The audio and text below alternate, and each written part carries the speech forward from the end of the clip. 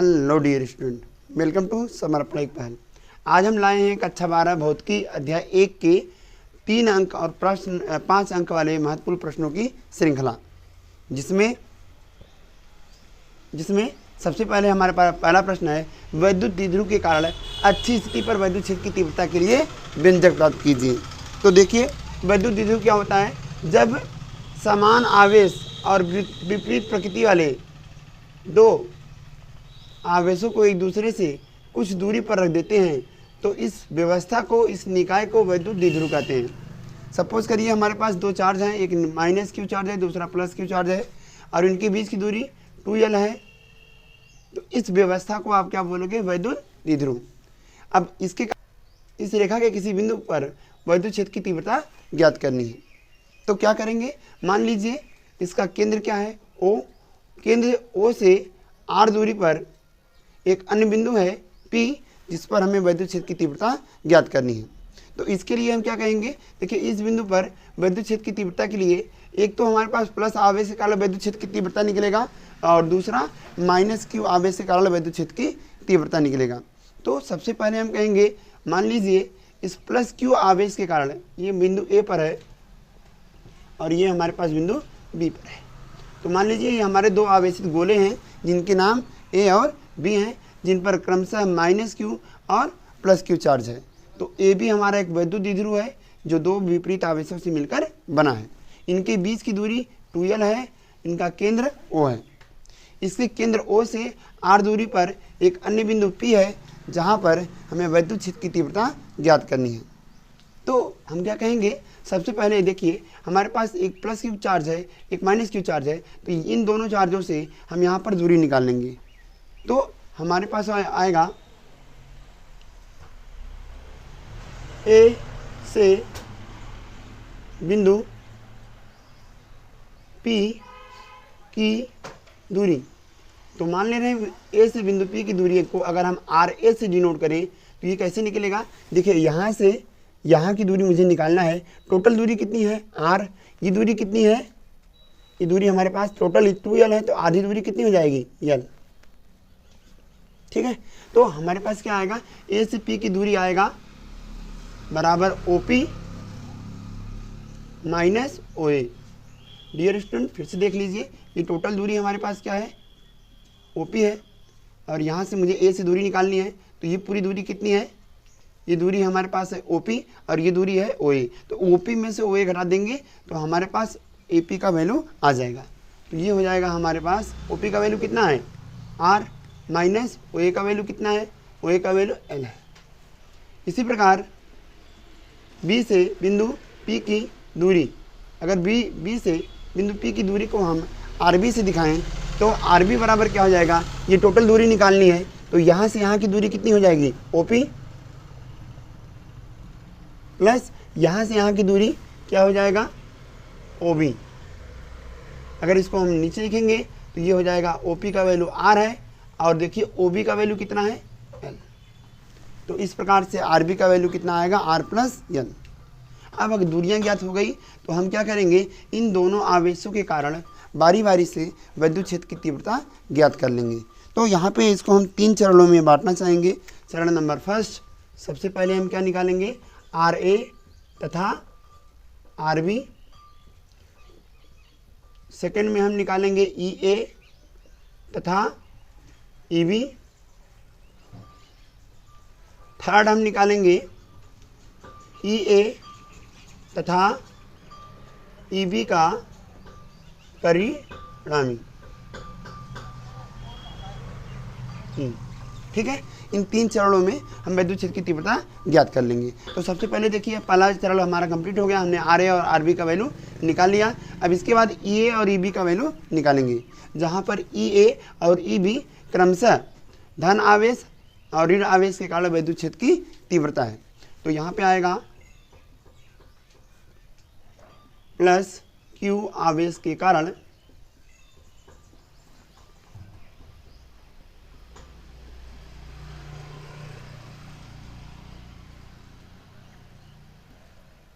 P पर वैद्युत क्षेत्र की तीव्रता। तो ये कैसे निकल जाएगा? मान लीजिए इस धन आवेश के कारण बिंदु P पर वैद्युत क्षेत्र की तीव्रता E है, तो हम जानते हैं E इक्वल टू क्या होता है 1/4 पाई एप्सिलॉन नॉट Q/r²। तो यहाँ पे हो जाएगा हमारे पास 1/4 पाई एप्सिलॉन नॉट QA/RA का स्क्वायर। अब यहाँ पर हम वैल्यू रख देंगे, तो ये EA बराबर हो जाएगा 1/4 पाई एप्सिलॉन नॉट, यहाँ पर QA पर कौन सा चार्ज है? प्लस चार्ज है, अपान RA का वैल्यू कितना है? R-L²। ठीक है। अच्छा, अगर यहाँ पे आप दिशा दिखाना चाहेंगे तो आपको यहाँ पर प्लस या माइनस साइन का यूज नहीं करना है। आप यहाँ पे सिंपल सी भाषा में लिख देंगे, इस धन आवेश के कारण वैद्युत क्षेत्र की तीव्रता बाहर की ओर होगी, अर्थात AP की दिशा में होगा, AP की दिशा में। ठीक है, ये हो गया हमारा EA। इसी प्रकार से ऋण आवेश के कारण आप निकालेंगे तो -Q आवेश के कारण P पर वैद्युत क्षेत्र की तीव्रता। EB बराबर क्या निकल जाएगा? मैं डायरेक्ट अगर निकालूंगा यहाँ पर तो ये आएगा 1/4 पाई एप्सिलॉन नॉट। यहाँ देखिए, जैसे यहाँ QA का वैल्यू क्या था? प्लस Q, और यहाँ पे QB का वैल्यू क्या होगा? -Q। परंतु हम यहाँ दिशा दिखा रहे हैं, इसलिए माइनस साइन का यूज न कर केवल हम क्या लिखेंगे? Q अपान यहाँ से यहाँ की दूरी, जैसे यहाँ पे RA का स्क्वायर था, यहाँ पर RB का स्क्वायर रहेगा, और RB का वैल्यू है कितना मेरे पास? R+L का होल स्क्वायर। ये किस दिशा में होगा? ध्यान दीजिए, ये ऋण आवेश है, तो ऋण आवेश से काला वैद्युत क्षेत्र की तीव्रता किधर की ओर होती है? अंदर की ओर होती है। तो ये हमारा हो जाएगा P से B की दिशा में, इसको लिखेंगे PB की दिशा में। ठीक है, समझ में आ रहा है? ठीक है, आगे बढ़ते हैं। अब जरा देखिए, हमारा चरण फर्स्ट और चरण सेकंड दोनों हमारे स्टेप कंप्लीट हो गए हैं। अब हम बढ़ेंगे स्टेप थर्ड पर।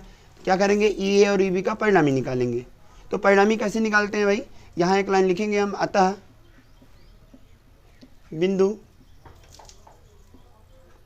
P पर परिणामी वैद्युत क्षेत्र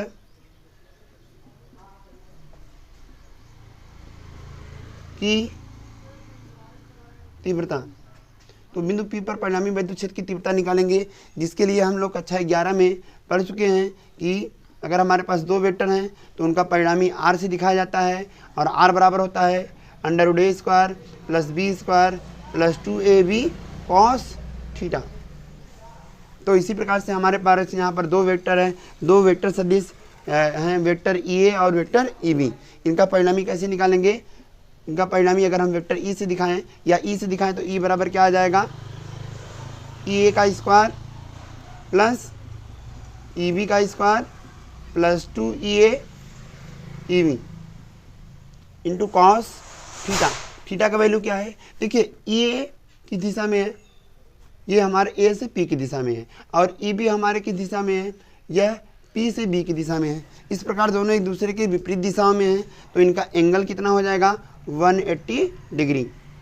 चलिए, अब यहाँ पे हम अगर इसको सॉल्व करेंगे तो ये हमारे पास क्या हो जाएगा? EA का वैल्यू यहाँ से रख देते हैं 1/4 पाई एप्सिलॉन नॉट Q/R-L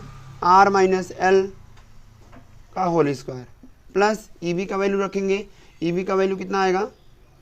एक मिनट, यहाँ थोड़ा शॉर्ट कर लेते हैं। ये हो जाएगा हमारे पास EA का स्क्वायर प्लस EB का स्क्वायर प्लस, देखिए cos 180 अंश का वैल्यू -1 होता है, तो जब 2EA EB में -1 का मल्टीप्लाई करेंगे तो ये आ जाएगा -2EA EB।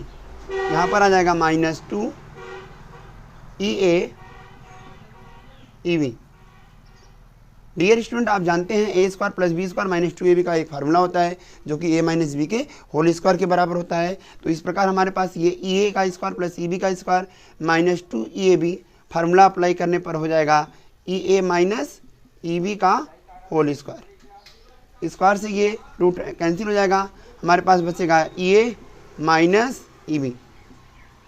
चलिए यहाँ वैल्यू रख देते हैं। ए का वैल्यू कितना है? ए का वैल्यू है 1/4 pi epsilon naught Q upon R minus L का whole square, minus E B का value 1/4 pi epsilon naught Q upon R plus L का होल स्क्वायर। अगर मैं आपसे यहाँ पूछूं कि दोनों में क्या कॉमन है, तो आप कहेंगे 1/4 pi epsilon not into Q दोनों में कॉमन है। तो इसको अगर हम कॉमन ले लेंगे 1/4 pi epsilon not into Q, इतना बाहर ले लेंगे तो यहाँ देखिए ये पूरा पद चला गया, ऊपर बचेगा 1 अपान नीचे क्या बचेगा आर माइनस एल का होल स्क्वायर, माइनस यहाँ से Q upon 4 pi epsilon not बाहर चला गया तो बचेगा 1 अपान आर प्लस एल का होल स्क्वायर। ठीक है, फिर क्या कहेंगे, इन दोनों को अगर हम सॉल्व करेंगे ये आएगा 1/4 pi epsilon not into Q. यहाँ पे देखिए इन दोनों का एलसीएम ले रहे हैं तो आर माइनस एल का whole square into R plus L का होल स्क्वायर, एलसीएम क्या आएगा, दोनों का गुणा कर दीजिए, ये हो जाएगा in bracket R minus L का whole square into in another bracket R plus L का होल स्क्वायर।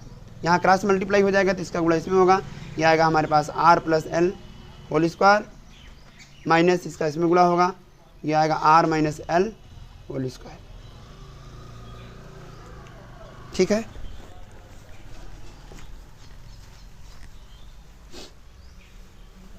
आगे देखिए फिर क्या होगा।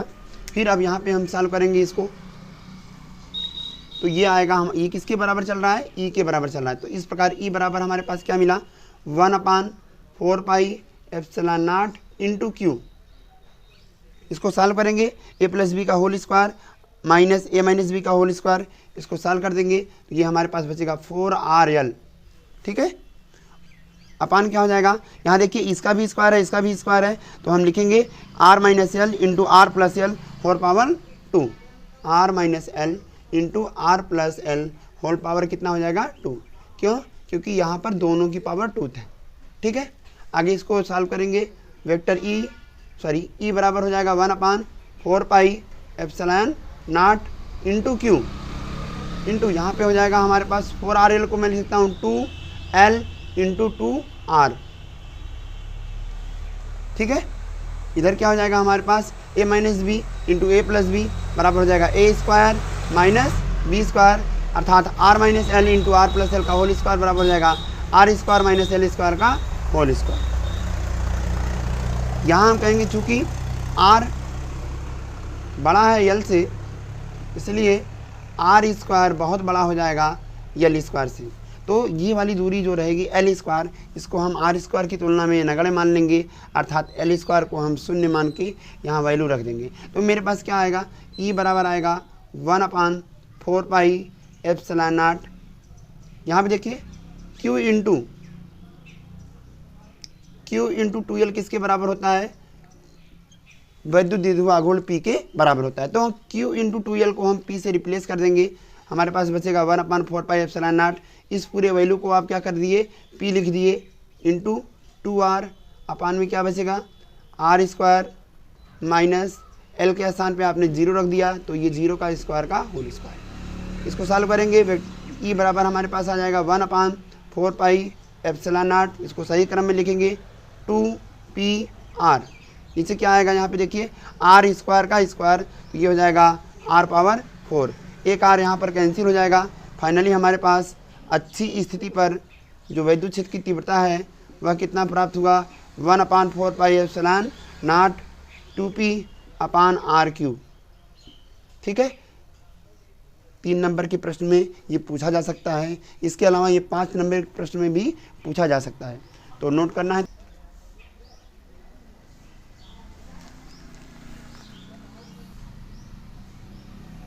देखिए बढ़ते हैं दूसरे प्रश्न की ओर, अनंत लंबाई के तार के कारण वैद्युत क्षेत्र की तीव्रता के लिए व्यंजक। तो सबसे पहले क्या कहेंगे, मान लीजिए हमारे पास एक अनंत लंबाई का तार है जिस पर धन आवेश को एक समान रूप से वितरित किया गया है।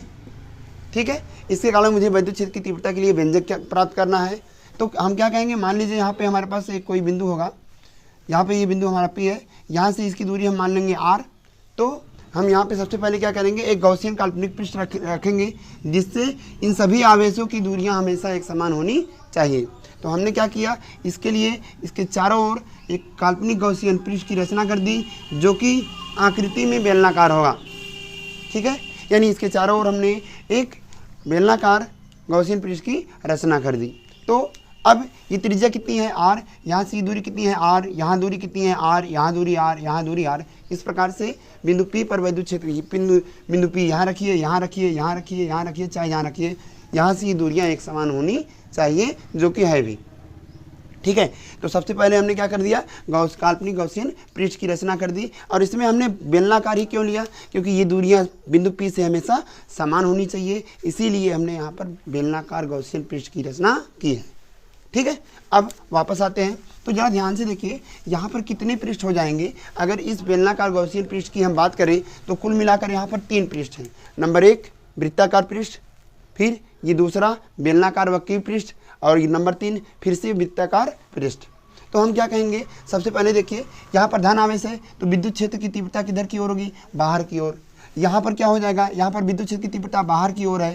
ठीक है, परंतु यहाँ पर देखिए ये पहला पृष्ठ है, तो इस पृष्ठ में हमारी जो दिशा होगी, हम जानते हैं क्षेत्रफल अवयव की दिशा हमेशा क्या होती है, पृष्ठ के लंबवत होती है। अगर मान लीजिए ये हमारे पास क्या है, एक बेलनाकार गॉसियन पृष्ठ है, तो इस बिंदु पर यानी पहले वाले पृष्ठ पर मुझे वैद्युत क्षेत्र की तीव्रता निकालनी है, तो यहाँ से ऐसे लंबवत दिशा में हम एक लाइन ड्रा कर देंगे जो कि क्षेत्रफल अवयव की दिशा को व्यक्त करेगा।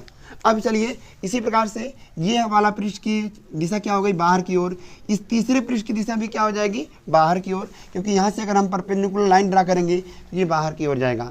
ठीक है, और इस पृष्ठ पर देखिए ये तीसरा वाला जो हमारे पास दूसरा पृष्ठ बचा है, इस दूसरे पृष्ठ पर विद्युत क्षेत्र की तीव्रता कैसे ड्रा किया जाएगा, इसके परपेंडिकुलर DS2 जो रहेगा दूसरा पृष्ठ वो बाहर की ओर होगा। यहाँ पर हम देखेंगे तो पहले पृष्ठ के लिए E और DS1 के बीच कितने डिग्री का एंगल बन रहा है, 90 डिग्री का। दूसरे पृष्ठ के लिए देखेंगे E और DS2 के बीच कितने डिग्री का एंगल बन रहा है, 0 डिग्री का, क्योंकि दोनों समान दिशा में हैं। और तीसरे पृष्ठ के लिए देखेंगे तो E और DS3 के बीच कितने डिग्री का एंगल बन रहा है, 90 डिग्री का, क्योंकि दोनों एक दूसरे के परपेंडिकुलर हैं। यहाँ पर E की दिशा ऊपर की ओर है और DS की दिशा x अक्ष के अनुदिश है। इस प्रकार ये दोनों एक दूसरे पर लंब हैं। ठीक है, हम जानते हैं गॉस का प्रमेय क्या कहता है। गॉस के प्रमेय के अनुसार किसी बंद पृष्ठ से निकलने वाला जो वैद्युत फ्लक्स होगा वह कितना होता है, Q/ε0 होता है। तो यहाँ लिखेंगे, माना बिंदु P पर माना एक समान रूप से आवेशित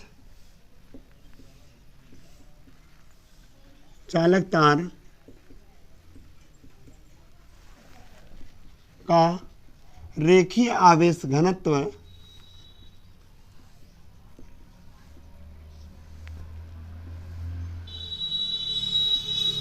लैम्डा है। तो हम जानते हैं लैम्डा बराबर क्या होता है, लैम्डा बराबर Q/L होता है। ठीक है, तो चलिए आगे बढ़ते हैं। यहाँ से Q का वैल्यू निकालेंगे तो Q बराबर क्या हो जाएगा, हम यहाँ पे छोटे अवयव के लिए बात करेंगे तो ये हमारा dQ हो जाएगा और ये हमारा dL हो जाएगा। ठीक है, यहाँ पे क्या हो जाएगा, अगर वैल्यू निकालेंगे यहाँ से dQ का तो dQ बराबर आ जाएगा लैम्डा dL।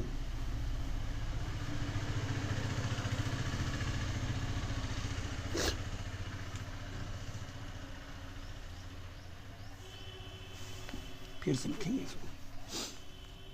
तो हम जानते हैं लैम्डा बराबर क्या होता है, Q/L। यहाँ से आप चाहें तो Q का वैल्यू निकाल सकते हैं। Q बराबर क्या आएगा, लैम्डा × L। इसको हम समीकरण 1 मान लेते हैं। अब चलिए आगे बढ़ते हैं। देखिए यहाँ पर कुल 3 पृष्ठ हैं, तो गॉस के प्रमेय के अनुसार जो कुल वैद्युत फ्लक्स होगा वह Q/ε0 के बराबर होगा। यहाँ पे देखिए लिखेंगे, अतः गॉसियन पृष्ठ के कारण कुल वैद्युत फ्लक्स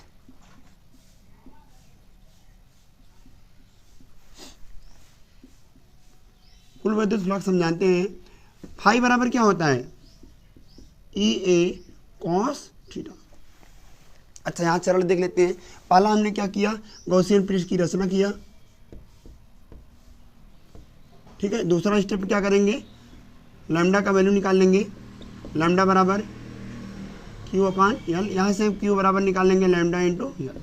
तीसरा स्टेप में क्या करेंगे, हम कुल वैद्युत फ्लक्स की गणना कर लेंगे। तो यहाँ पे देखिए, अतः गॉसियन पृष्ठ के कारण कुल वैद्युत फ्लक्स कैसे निकालते हैं भाई, फाई बराबर होता है phi 1 plus phi 2 plus phi 3।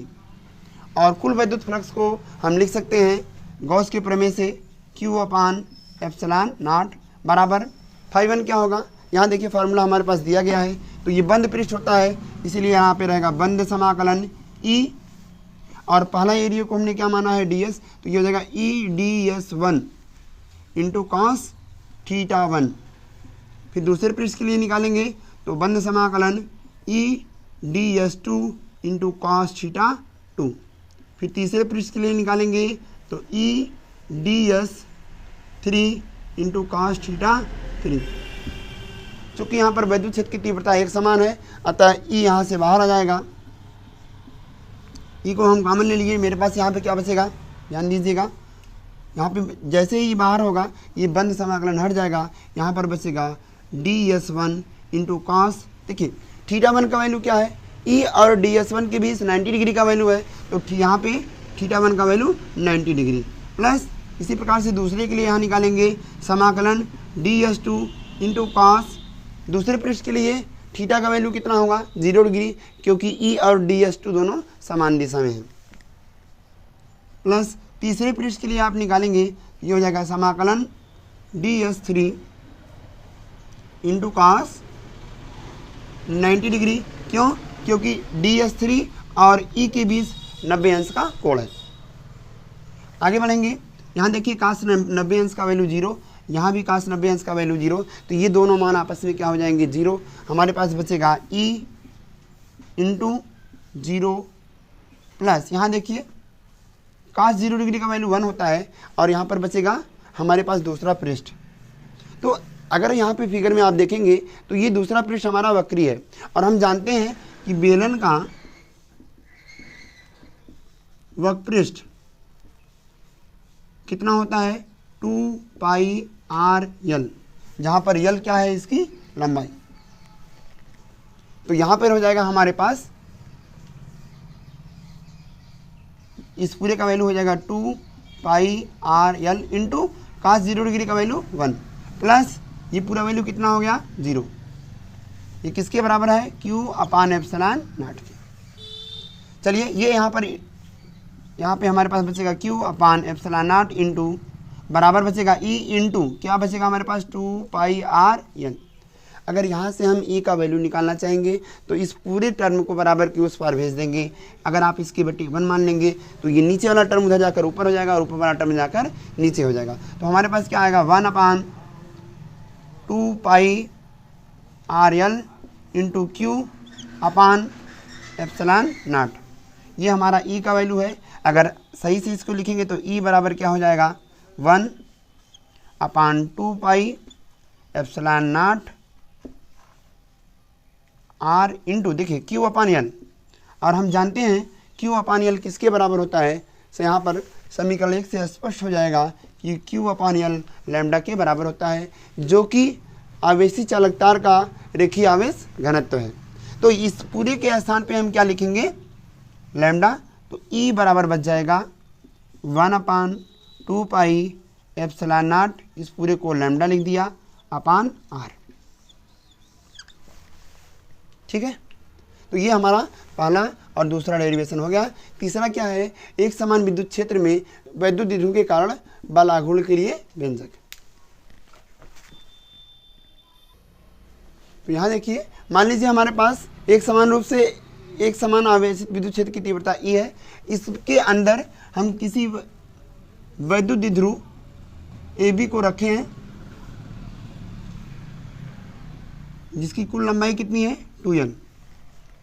ठीक है, अब मुझे इसी वैद्युत द्विध्रुव के कारण इस वैद्युत द्विध्रुव को एक समान चुंबकीय क्षेत्र में रखने पर कितना बल आघूर्ण उत्पन्न होगा, यही ज्ञात करना है। तो इसके लिए सबसे पहले हम क्या कहेंगे, समझिए। मान लीजिए, माना AB एक वैद्युत द्विध्रुव है,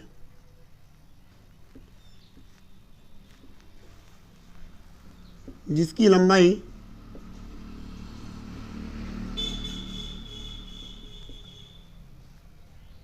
2L है। इसे एक समान विद्युत क्षेत्र में मान लीजिए कितनी डिग्री पर रखा गया है, थीटा डिग्री पर। इसे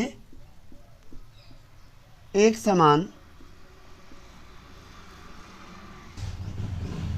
विद्युत क्षेत्र में थीटा कोण पर रखा गया है। ठीक है, अब जरा ध्यान दीजिएगा, अगर इसे एक समान विद्युत क्षेत्र में थीटा डिग्री पर रखा गया है तो क्या हो जाएगा, हम मानेंगे यहाँ पर ये कोण थीटा है, तो ये वाला कोण भी कितना हो जाएगा, थीटा। अब अगर मैं बल आघूर्ण की गणना करूंगा तो ध्यान दीजिए, नेट बल यहाँ पर कितना होगा, देखेंगे इस वैद्युत द्विध्रुव पर, ध्यान दीजिए इस वैद्युत द्विध्रुव पर हमारे पास दो बल काम कर रहे हैं, तो एक बल हमारे पास प्लस क्यू है, दूसरा बल माइनस क्यू हो जाएगा। क्यों, क्योंकि यहाँ पर माइनस क्यू आवेश है और यहाँ पर प्लस क्यू आवेश है, दोनों एक दूसरे के विपरीत दिशा में होने के कारण एक दूसरे को निरस्त कर देंगे, अर्थात इन दोनों का परिणामी क्या हो जाएगा, शून्य हो जाएगा। तो यहाँ पर इस वैद्युत द्विध्रुव पर कुल परिणामी बल F बराबर आएगा F1 प्लस F2। तो F1 देखिए क्या है, माइनस QE, और F2 क्या है, प्लस QE। इस प्रकार से नेट बल कितना हो जाएगा, 0। परंतु चूंकि यहाँ पर एक बल युग्म काम कर रहा है, तो इस बल युग्म के कारण यहाँ पर एक बल आघूर्ण उत्पन्न हो जाएगा, जो कि टाउ इक्वल टू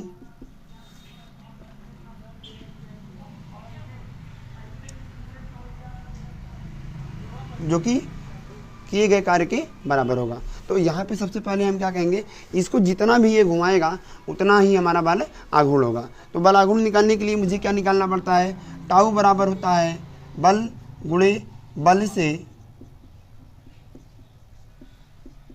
लंबवत दूरी। ठीक है, तो क्या कहेंगे इसके लिए, सबसे पहले यहाँ देखिए दो बल एक साथ काम कर रहे हैं, इसलिए यहाँ पर एक बल युग्म उत्पन्न हो जाएगा। उस बल युग्म के कारण इस वैद्युत द्विध्रुव पर एक बल आघूर्ण कार्य करने लगेगा, जिसका मान हम F इंटू बल से लंबवत दूरी, ये लंबवत दूरी हमें निकालना पड़ेगा। मान लीजिए यहाँ पर एक पॉइंट N है, तो लंबवत दूरी कितना हो जाएगा, BN। तो इस प्रकार से हम इस वैद्युत द्विध्रुव के कारण बल आघूर्ण की गणना करेंगे, जिसके लिए हम सबसे पहले क्या लिखेंगे, यहाँ लिखेंगे इस वैद्युत द्विध्रुव के कारण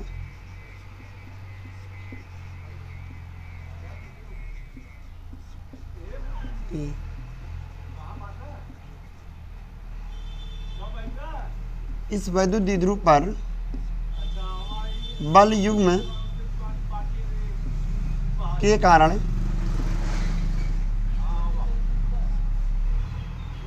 एक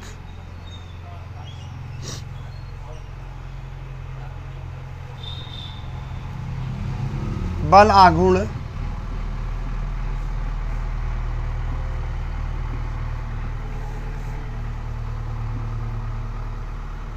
कार्य करने लगता है, जिसका मान क्या होगा, निम्न होगा। तो देखिए बल आघूर्ण हम कैसे निकालेंगे, बल आघूर्ण बराबर होता है,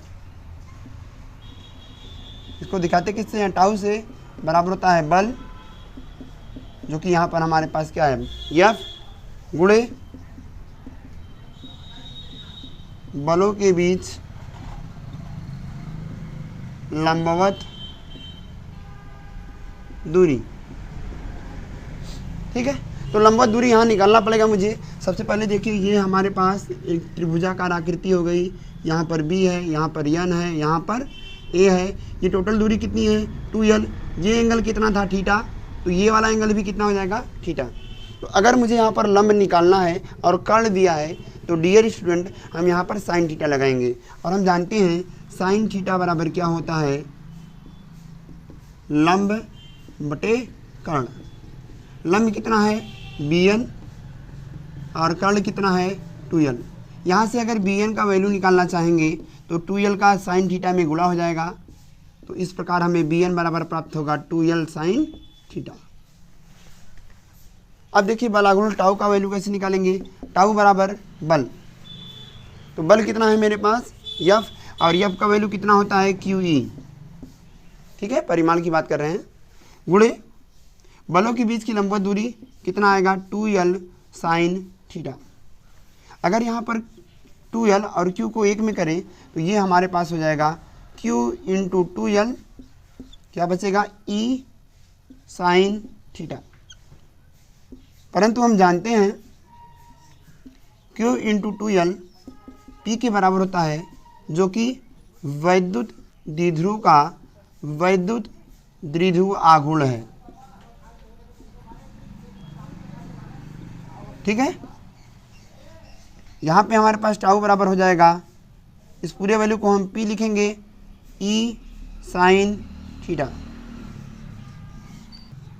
चूँकि वैद्युत द्विध्रुव आघूर्ण एक सदिश राशि है, इसलिए अगर इसको वेक्टर फॉर्म में लिखना चाहेंगे तो वेक्टर p बराबर मिलेगा, वेक्टर t टाउ बराबर मिलेगा vector p cross vector e। कक्षा 11 में आप पढ़ चुके हैं कि दो सदिशों का सदिश गुणन उन सदिशों के परिमाणों और उनके बीच बने कोण के ज्या के सदिश गुणनफल के, उनके बीच बने कोण के ज्या के गुणनफल के बराबर होता है। अर्थात जैसे ही हम यहाँ पे क्रॉस का साइन लगाएंगे साइन थीटा हट जाएगा। ठीक है, इस वीडियो में इतना ही, बाकी जो आपके 5 अंक वाले प्रश्न है उसको हम अगले वीडियो में कवर करेंगे। अगर वीडियो अच्छा लगा हो तो हमारे वीडियो को लाइक कीजिए, शेयर कीजिए और चैनल को सब्सक्राइब कीजिए।